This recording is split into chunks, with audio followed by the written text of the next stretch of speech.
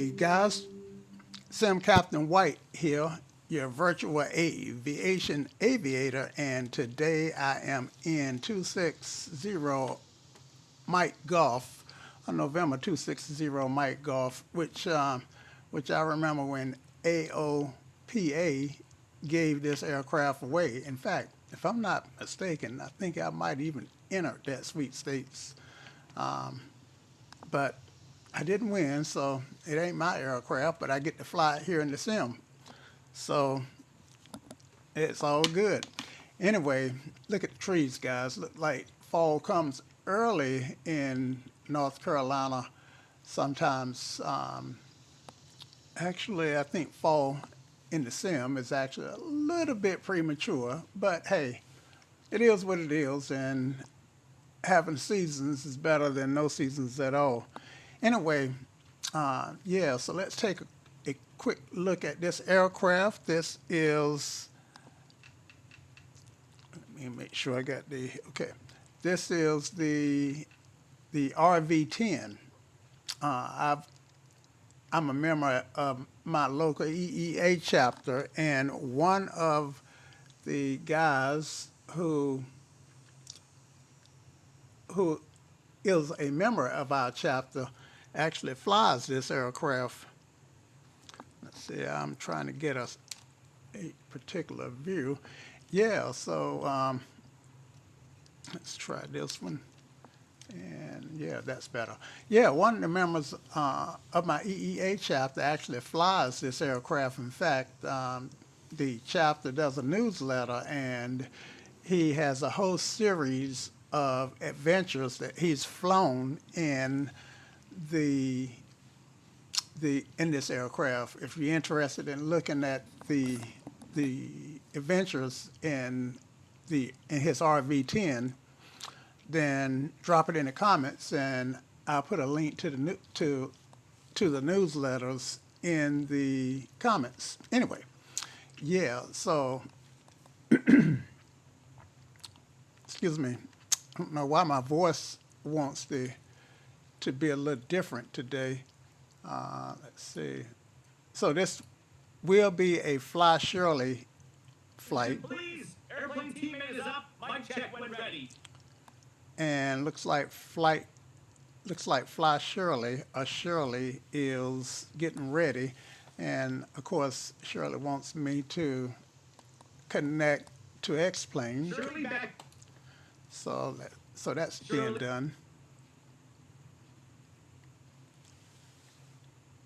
Shirley back in the van's RV-10 assistant mode active. Standing by for your lead. Okay, so let's hop in the cockpit. Now this is X-plane 12 default. This is a default aircraft, and quite frankly, a lot of the X-plane's default aircraft are pretty good aircraft. You know, they're really worth giving it a look. I was surprised that this aircraft, even though it's an experimental, and there's a kit that you can get from RV-10 to build one yourself, I was really surprised to feel how powerful the engine is. All right, so let's get into the cockpit, and let's see. Let's try it this way. All right. And okay, I thought I had views set up, but the keyboard is not changing any views. So let's just double check. Okay, so I'm just going to use the hat button for my views. All right, so just kind of look around in the RV-10. Yeah, just pretty cool. And again, this is default. Look at that. You can see where the head has worn out some of the shine on that headrest. Experimental, and this one does have the G1000 in it. And quite frankly, I have never really been a big fan of the G1000, probably because for X-plane, they really didn't include a lot of the capabilities of the G1000 in the sim. So that is to say that I think it has a lot more capability than what's actually shown. But they do give us enough to get a decent flying experience. All right, so let's go ahead and exercise this, exercise that, exercise that. All right, that looked good. Let's go ahead and turn on a light. Now let's see, my lights, I actually flew this airplane yesterday, and I'm not sure where the light panel is. Here it is over here. My taxi light button on my Bravo is broken, so I can't control the taxi lights from the Bravo, so I have to click on it. But anyway, let's get the now this one does not have a beacon, so what we'll do is turn on our navs, and while I'm starting, I'll go ahead and turn on my strobes. Okay, and you can see this elevation. I'm at oh yeah, I didn't share the mission with you guys, did I? So the mission, I'm at November Charlie 34 in North Carolina, and let's see, that's a private field. I'm trying to remember what city. I think the closest city that you may have heard of would be Chapel Hill. It's right on the outskirts of Chapel Hill, North Carolina, home of UNC. Okay, and the mission is to fly it to Asheboro, North Carolina, via the Liberty VOR. In fact, let me pull this guy over. Maybe I can share that with you. Make sure that you can see it. Okay, yeah, I think you can. And then let's go full screen here. Okay, there we go. It's F11. Thought it was something like that. All right, so the mission. Okay, so this is where we at. We're at Miles, and we are gonna fly this route here to the Liberty VOR, Liberty, and then a little short hop, 17 nautical miles to Asheboro. The whole trip is only about 42 nautical miles, so it shouldn't take us very long at all. In fact, it probably take me longer to share what I'm sharing with you guys than it might be to fly the route. Okay, all right, so let's get started here. All right, so let's get some master power going here.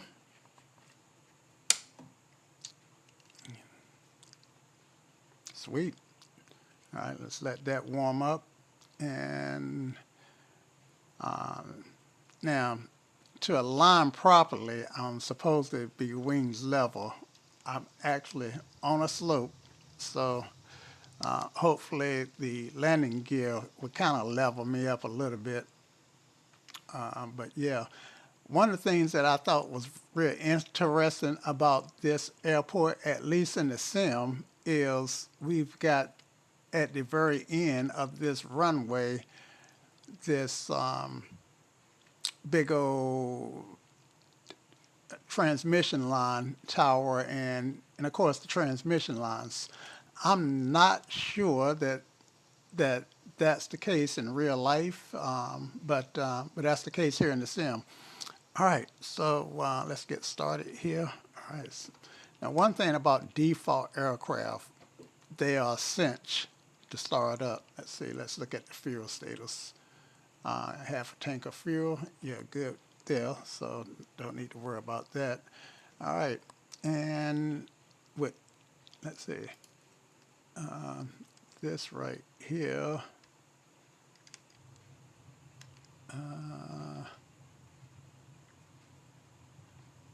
There is a door on this side, but I don't think it's operable. Oh, yeah, it is. How about that? Clear prop, and let's just leave it open while we start up. So I'm gonna press this guy, look around, and I know that nobody's out there. Huh, now that surprised me. A lot of times with X-Plane, you just touch something and it's gonna grab and start up, but that's not the case with this one. So I'm happy to see that. All right. You have to hold it for a second and bring that RP down to about 1,000. Didn't realize that I put that much in when I cracked it. Okay, that's close enough. 1,000 right on the head. So let me zoom in a little bit. Yeah. So yeah, I don't have any views at all. Yeah, so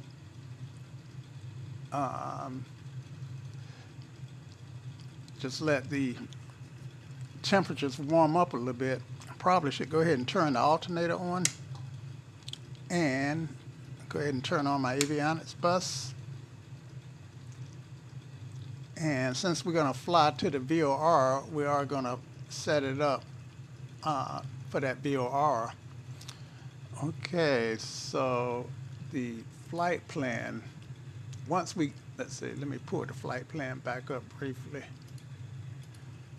So once we get to this VOR, we're going to change our heading to 329 and kind of look for the airport out of the window.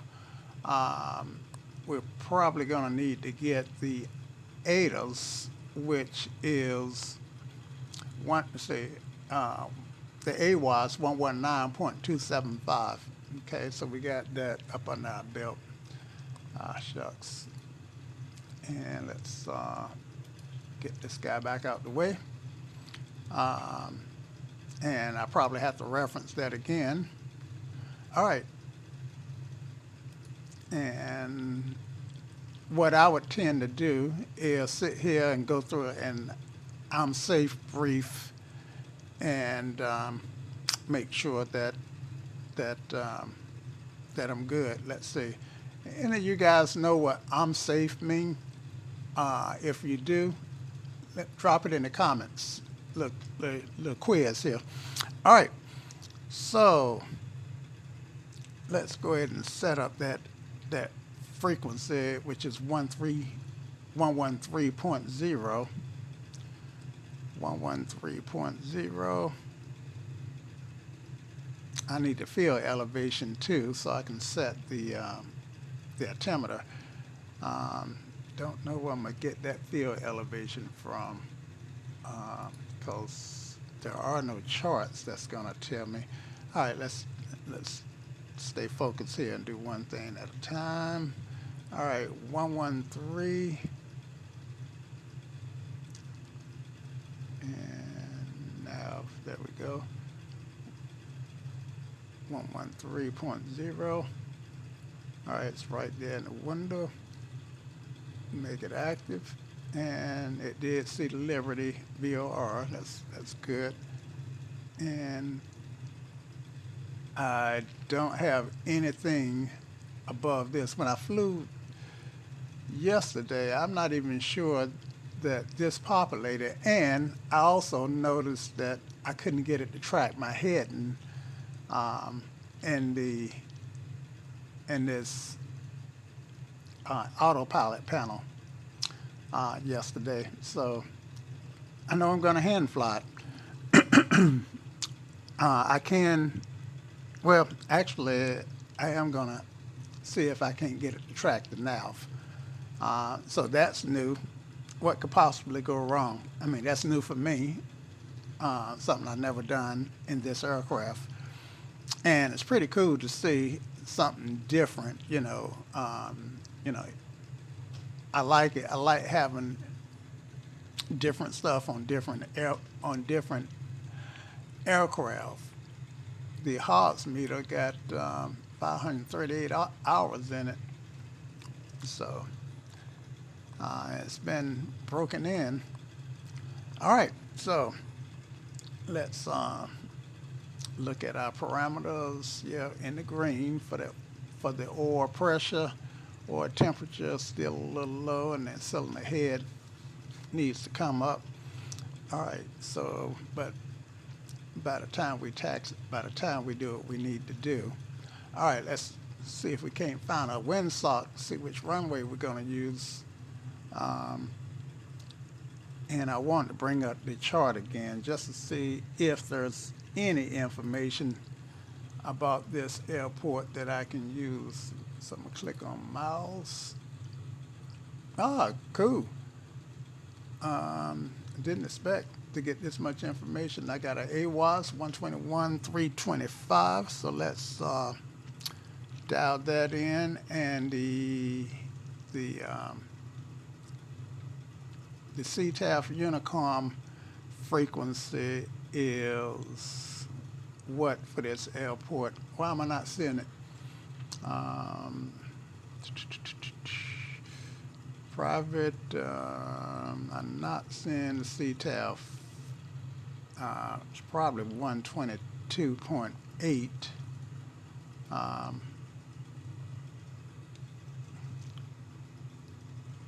Oh, it should be in the chart. Duh. I think I did see it in the chart. So let's go back to the chart here. And miles. No, I didn't see it in the chart. But I can get the elevation. The elevation is 300 feet here, and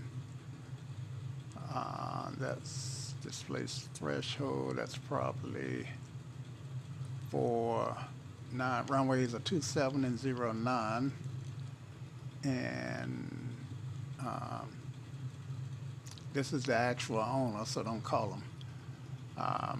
A lot of times on these private airfields, you have to call to get permission to land. So in the real world, you just don't blast in on somebody's private runway, even though they'll probably let you land. All right, so let's try to, let's see, let's try to get the AWAS at TQV. That's only 9 nautical miles away, and we'll use the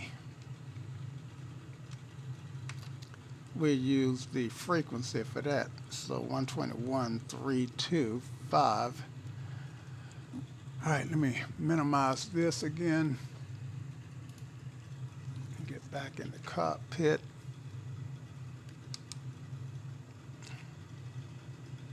And 121,32.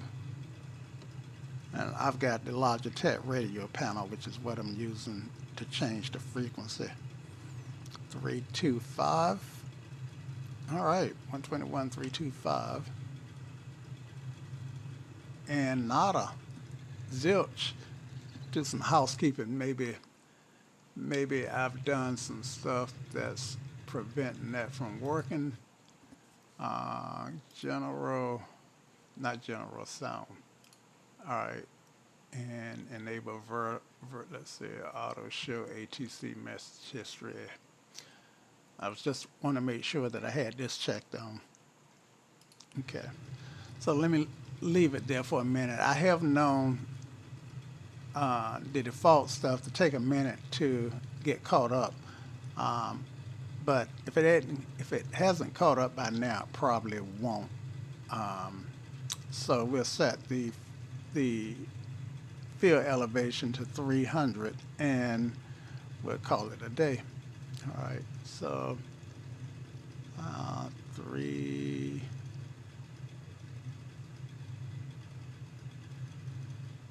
All right, so 29.82 is what we're coming up with. Let's go with 8-3. All right. And yeah, so we are just about ready to blast off. All right. So we just need to find that windsock. See if I got one here. Where are you? That's one thing that you normally will find at airports is a windsock.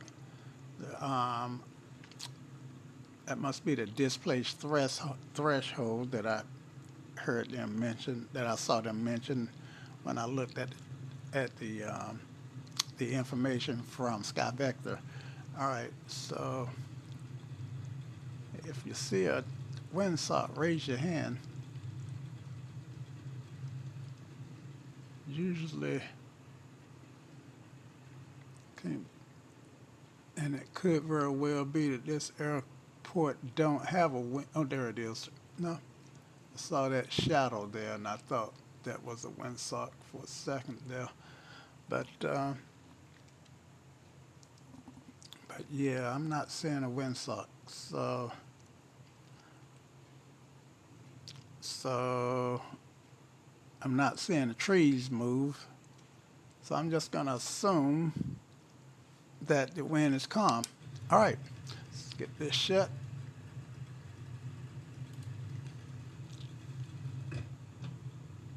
And I think it self-latches, so it should be good there. All right, and let's get the strokes off. Well, might as well leave them on. We're just about to blast off here.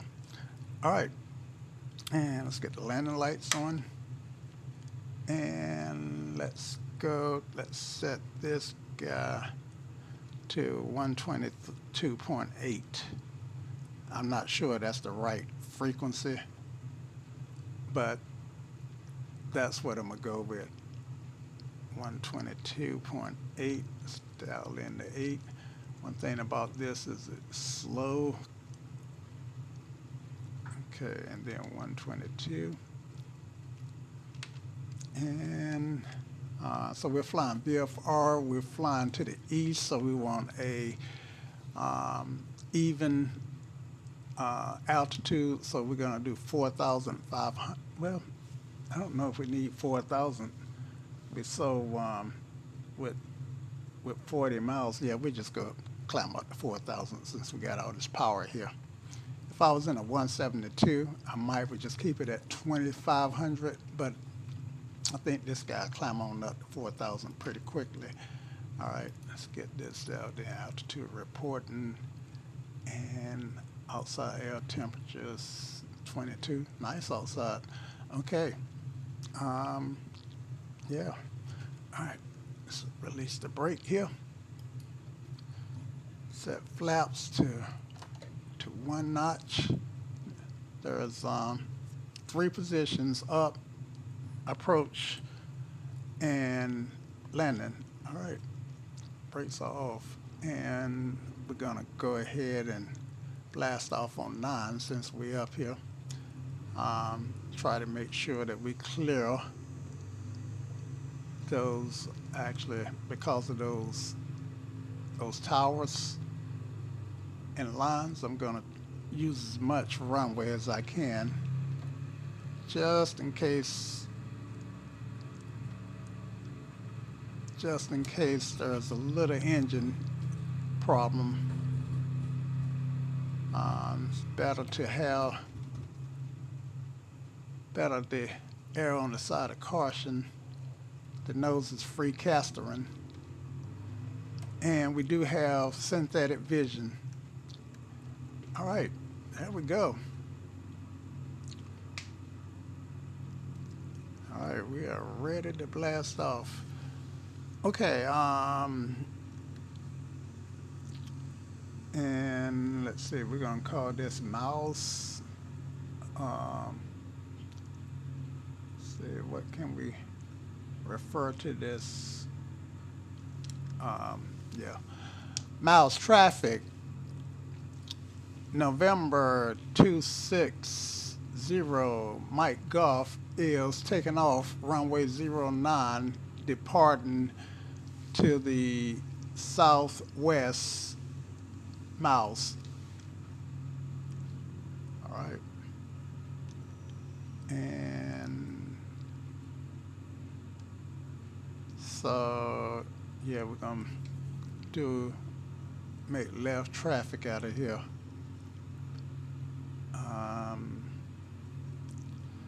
So we're gonna blast off, make a left turn past the airport, and then turn on course. And let's change this. Let's go here. Let's change the CDI to VOR. And we know that the VOR is, I need the small one. Yeah. We know that the VOR, let's see, is, well, we know we're gonna be going roughly in this direction. So let's set it there for the time being. Well, let's go ahead and line it up to Liberty. We're lining it up to Liberty, but heading, no, that ain't what I want. Okay. All right. See, I think we want to take the 239 radio out of here. Now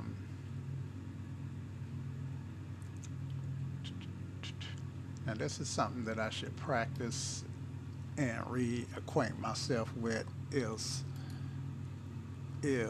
how, okay, the 256 radio is what we want. And there, get that down again. And looks like it's getting dark, but I'm in real world weather, and it's not dark, trust me. Let's see. So the radio that I'm looking at is 250, and that ain't what we want. So let's set this guy to 259. Let's try it. I think that might be what we need to do to pick up that radio. All right. Okay. So we'll fly to that radio and then turn on course. All right. Well, yeah, we'll fly downwind and then turn to that radio.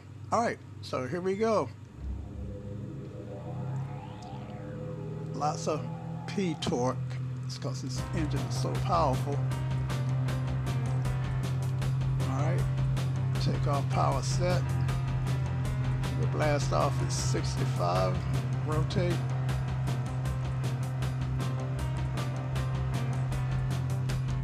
All right. Clearing. See, I would be really hesitant to want to do this on a day that the density altitude was pretty high. Okay. Miles traffic, November 260, Mike Goff is turning left crosswind for a left downwind turnout for departure to southwest. Miles.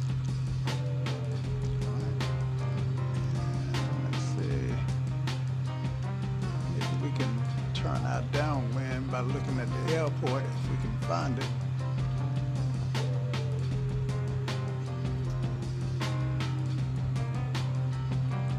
Okay, where's that airport?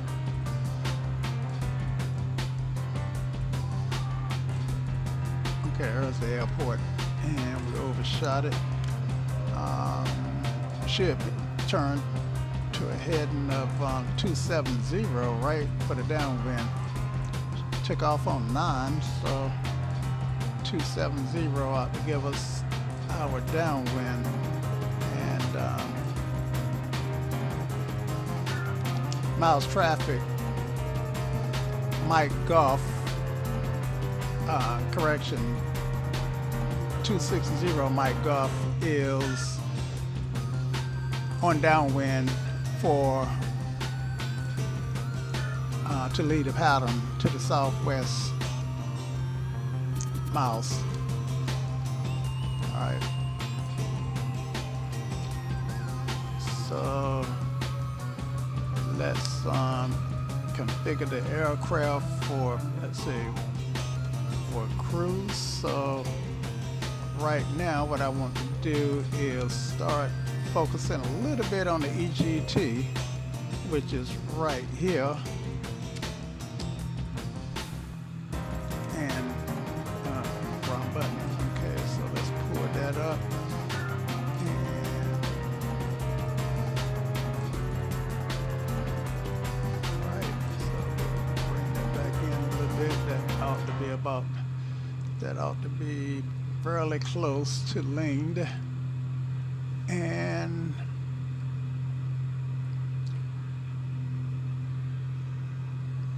I'm gonna leave the landing light on, and let's go ahead and climb up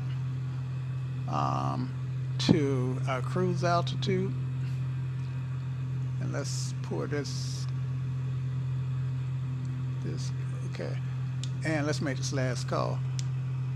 Miles traffic, November 26 Mike Golf 260 Mike Golf has left the pattern. Last call, miles at 3,000 feet. I didn't have to make that call, but just in case somebody would be out looking for us, then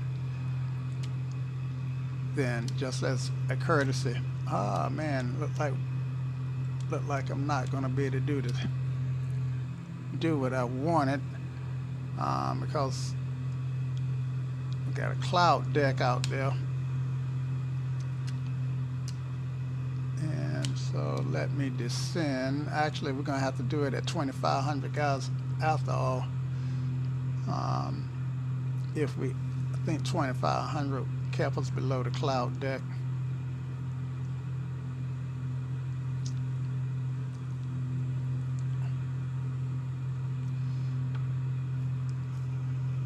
Okay.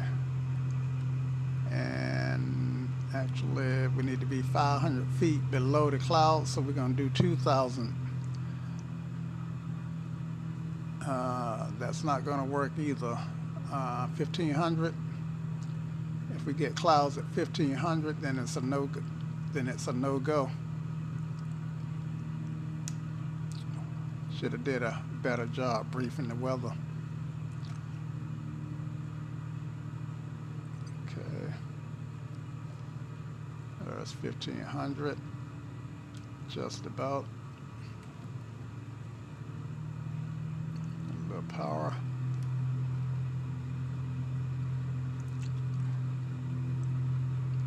Oh man, it's cloudy en route. So let's turn around before we get ourselves in trouble. Problem is, I'm not able to look out the window and see these low clouds. Now in real life I could, but I'm gonna do a 360 to see if I see that cloud that I just ran into, that I just did an escape maneuver from. And let me get the EGTs back up. Okay. Yeah, so looking, watch my altitude. All right, see, I can't see those low-lying clouds, so I am gonna have to talk about that. All right, let's climb up to 1,000 and see if we hit a cloud deck, and let's look out the window to see if we see that cloud deck. Let me back out some so I can see both.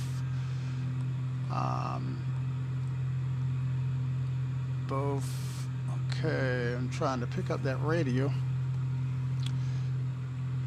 Not doing a very good job.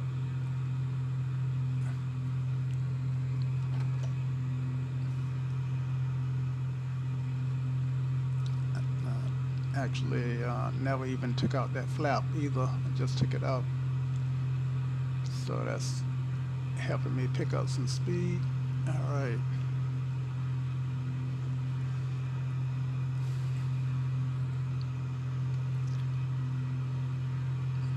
Two 6.2.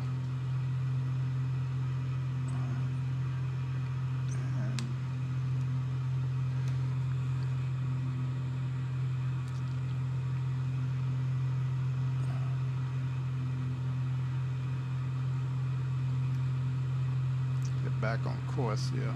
All right, so I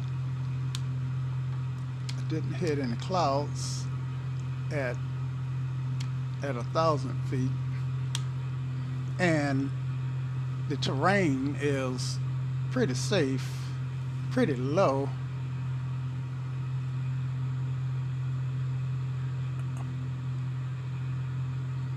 All right, so that lines us up. Now we can turn. Yep, see how I just hit that cloud? And see how the deck is getting pretty low, and I should be able to look out the window and see how low that deck is. But if I can stay between 800 and 1,000, then I go ahead on and continue this flight.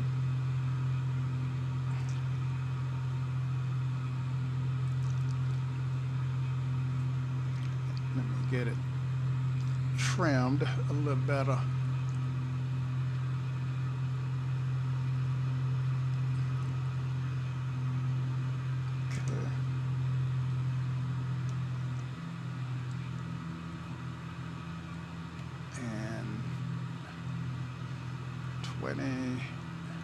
Get the RPMs to about 20, and I mean the manifold pressure to about 20.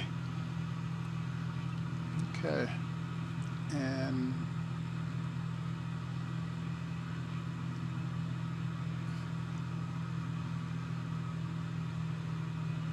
let's pull this back some,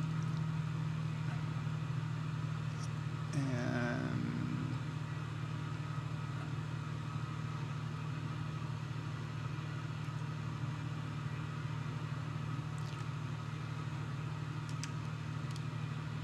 all right, we're about to go up into the deck, and this technically is not even correct because I need to be at least 500 feet below this deck.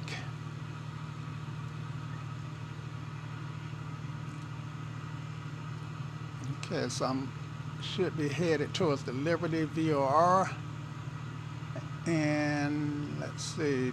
Do I have the distance measuring equipment?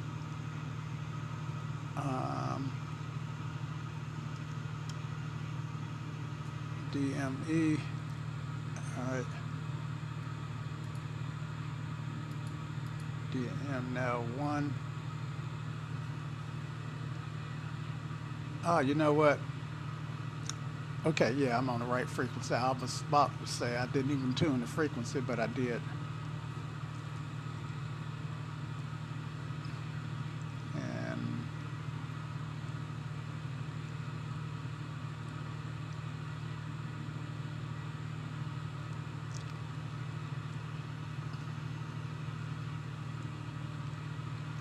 So yeah, pretty cloudy today, which I did not expect. Shows you the value of making sure you get a decent weather brief. You know, flight simming is for me, it's a hobby, but for guys who fly real world, it really does make a great tool to help keep you proficient. It really does.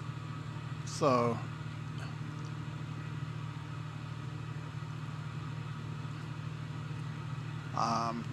what it's doing at the moment is forcing me to to practice scanning, because I need to keep an eye on my speed, on my vertical, on my VOR needle, and on my altitude. And I'm not doing a very good job at that at any of them.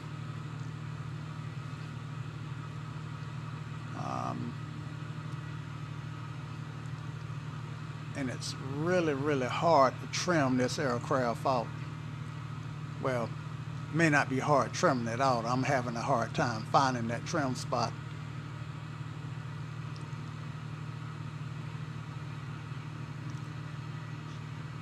So, with the way I'm going, okay, there's the Liberty VOR here.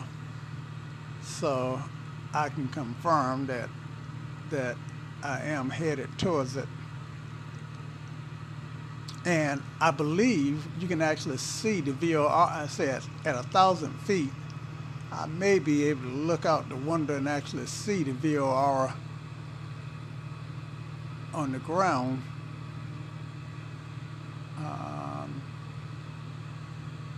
That was one. There it is, right there. There's our VOR. So I should be in the cone of confusion. But yeah, these things actually exist in real life, out in the middle of seemingly nowhere and on the ground. Now we're going to turn to a heading of, I think it was 063. I'm not 063, but 263, which don't sound right. Let me bring this back up. 239. Don't ask me how I got. Okay, so let's just set our head in the 239. Okay, so 239 is about right here. All right, and the next, keep an eye out the window, and the next airport I see ought to be, if I can fly the heading. Okay. Okay, fly that heading, Frank.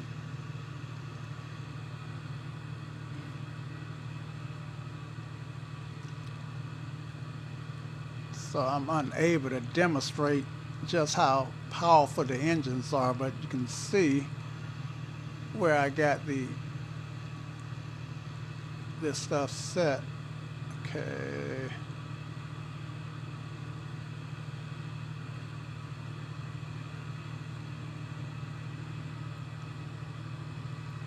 All right, so it was only 17 miles to this airport from Liberty. I think it may have been 12 miles, and I believe it's a fairly big enough airport to be able to see. Got some stuttering there. A lot of stuff, ground stuff that it had to draw. Okay, so the other thing I need to do is bring up the chart, look at the chart. All right, watch that altitude and trim it up just a touch. Trim it up, and 17 nautical miles, and AWOS is 119.275 and 122.8. So close this down, and I figured that that not looking, yeah. So based on getting off course, that may have thrown. Okay, is that my airport?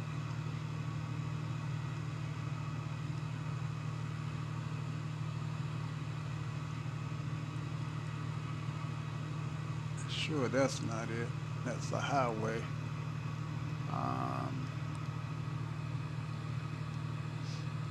Let's see, I should be able to see it. Should be able to see it here on the chart. So yeah, I should be able to see it on the chart. So let me go out a little bit because I'm only in 1.2 miles, 1200. Let's come on down. Get that chance to load.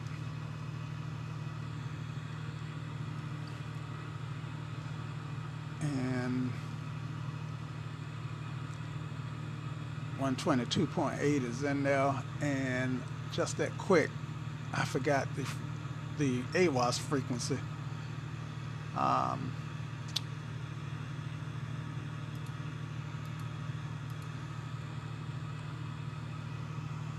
119.275. All right, let's bring it down.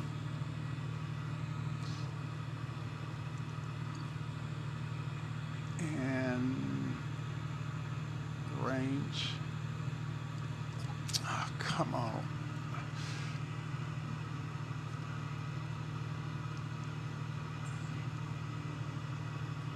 Now, somebody in the police is looking for somebody. First responders headed towards something. Okay, so what does this guy represent? Does that represent an airport? But okay, so range. Let me pull out some. All right, range. I can only go. I can't adjust my range. Okay, there's the airport. So we were able to find it without using the GPS. And 119.275.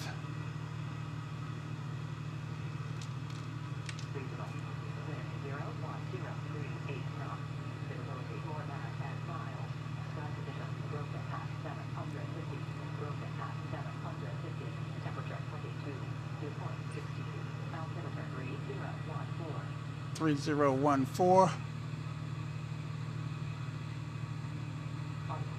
observation, Asheboro Regional. Wind 010 degrees 8 knots. Visibility 4.5 miles. Sky conditions broken at 750. Broken at 750. Temperature 22. Dew point 15. Altimeter 3014. All right, and Weather observation, Asheboro Regional.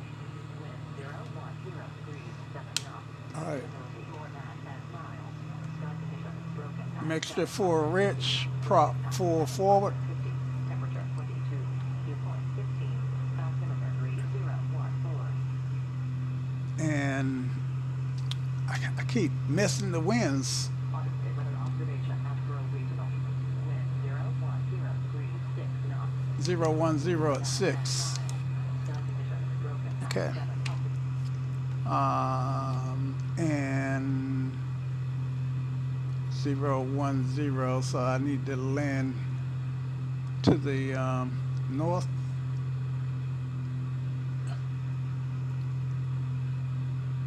And let's stay on the left side of the airport.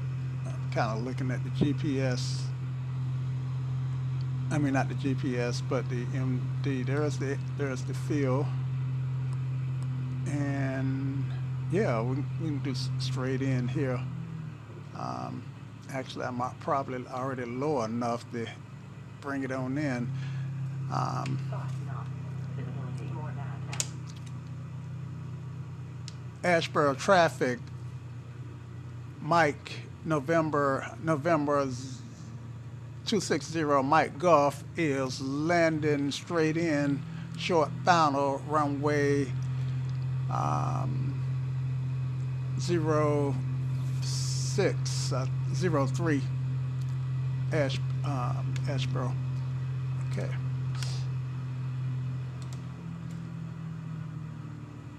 Okay, eyes to the end of the runway. Bleed off this energy.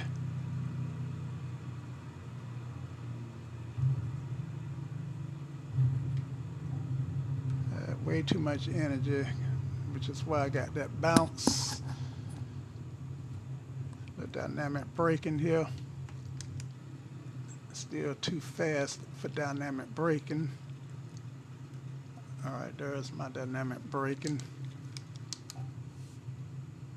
Free caster and nose wheel. All right, so let's turn around and get off the runway. And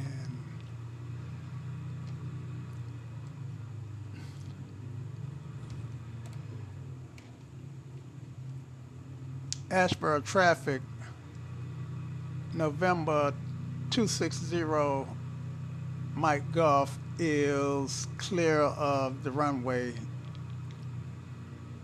Asheboro. Now, in reality, I wouldn't have landed the airplane like that. Number one was I had way too much energy. Number two, being that close and announcing the landing wouldn't have given other traffic any time to do what they needed to do. You know, I would need to make sure that nobody else is out there. Now the sky's trying to clear up, at least in some parts. And number three is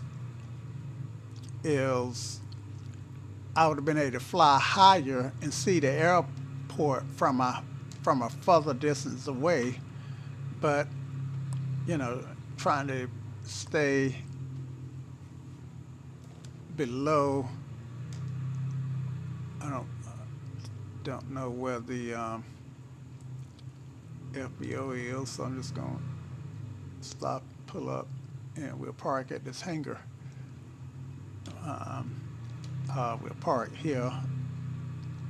This might be the FBO for Asheboro.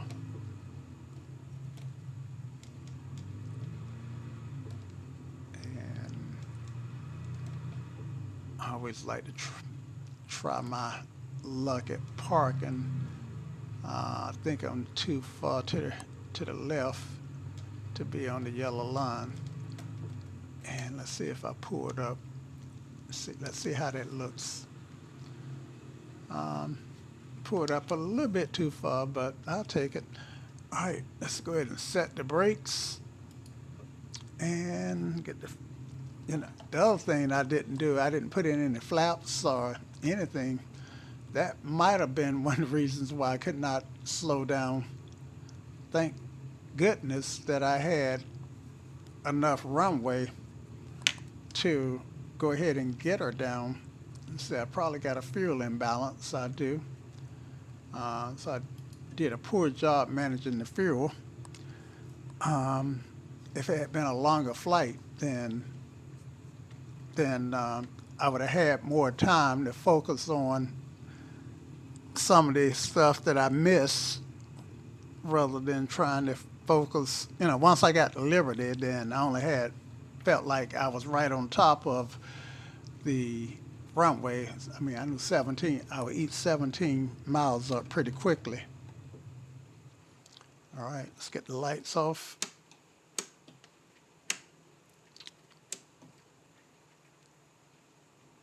And cool beans.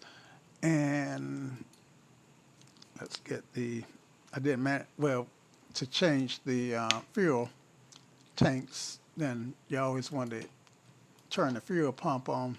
Let's get the avionics off. And let's get the alternator and battery off. All right, so that wasn't the best flight, but you know, it takes practice to be able to fly GA. and to do pilotage and to fly by the VOR, the VOR. But you got the idea of how to pick up the radio and then fly the airplane with the VOR and then turn on a different course to your destination. So yeah, I think, you know, we did have some successes. Maybe the next time I make sure I get a weather brief if I'm going to use real world weather, so that I won't plan 4,500 feet and wind up having to fly 1,000 feet and still be within 500 feet of the cloud deck. So in reality, this would have been a no-go once I realized that I couldn't get that 500 feet of separation between the airplane and the bottom of the ceiling.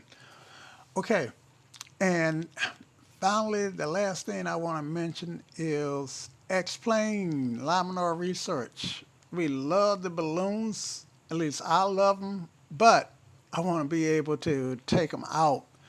So I would rather have here in graphics, draw boats and balloons, just draw I want to be able to draw boats and then have another check for drawing balloons. So yeah. Anyway, I appreciate you guys flying along with me, and until next time. Y'all come back now. Cheers.